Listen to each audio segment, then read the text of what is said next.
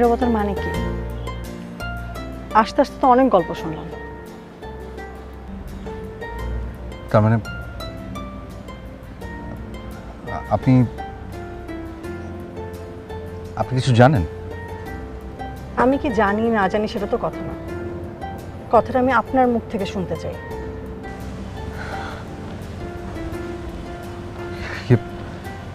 আমি আমি মানে শ্রেয়া, আমি তোমাকে ভালোবাসি, আমি তোমাকে ছাড়া বাঁচবো না।